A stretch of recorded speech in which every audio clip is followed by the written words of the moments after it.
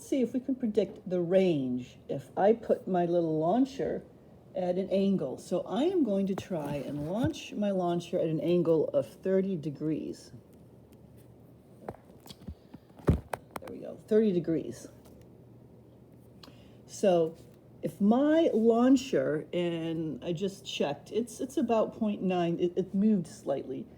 It's 0.0, so H now is around 0.905 meters. It's changed I had to move it around a little bit. Now, if the initial height, that's Y0 is equal to the height, is 0.905 meters, what will my range be? Like, will it be larger or smaller? Well, if you know from soccer or baseball, the maximum range occurs when theta is 45 degrees. So this is 30 degrees, so it should be longer than when I'm horizontal, but less than when I'm 45 degrees. So let's just write down, I've got the x and the y equations. Y is y0 plus v0 yt minus 1/2 gt squared. And we know that x is equal to x0 plus v0 xt. Now, in this case, v0y and v0x, that's going to depend on the angle. And notice again in the x direction, there's no acceleration.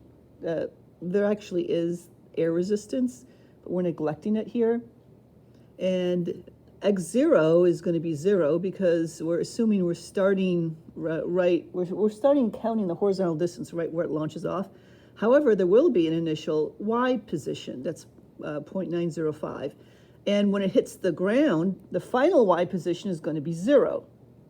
So we want to figure out the range, which is x. To do that, we know what v0x is, or to show you how to calculate that, we need the time. And to get the time, we have to solve the first equation. So let's just rewrite it. So y is the final position, which is going to be 0 meters. So when the ball hits the ground, that's a height of 0, right? It initially is at 0.905 meters. Then we have plus v0y, that's v0 times sine of the angle, which is 30 degrees. In this case, I've got it set up at 30, minus 1/2 g, which is 9.8 meters per second squared, times t squared. Now, the only thing you have to do is plug in v0 from the last exercise. And you should have gotten it to be around, what was it, 4.57, something like that. I got a value of V around 4.573. So, give or take a little bit. Yours should be about the same.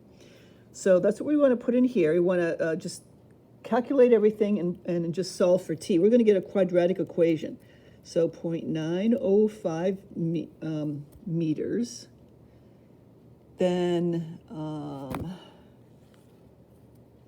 what is this? V0. So what is V0? Well, you take sine of 30. Oh, there's a t. Sorry, there's a t missing on here. The sine of 30, that's a half times 4.573. So I got 2.287 meters per second times the time, and then minus this 4.9 meters per second squared, t squared. So 1/2 times 9.8 is 4.9. Okay, so at this point, we can move these over the other side or just solve it like this. This is a quadratic equation, so however you want to do it. I usually go to Wolfram Alpha, especially with something like this. It's these digits and stuff like that. You certainly can go and use the formula by hand if you wish. But I went ahead and to Wolfram Alpha and solved it. And I got the time. And once you get the time, so you're going to calculate what the time is. You can do that. You and your lab instructor can do that if you want to do it. I don't want to just write down the answer to you. Then you're going to find the horizontal range by plugging in the range is just equal to v0x, which is v0 cosine of theta, times the time. So whatever the time you get, you're going to put the time in for here. Theta is going to be 30 degrees, and v0 is the same that in the same one we used is 4.573. Then you're going to find the range. And in the next video, we're going to see if that calculation came out to be true.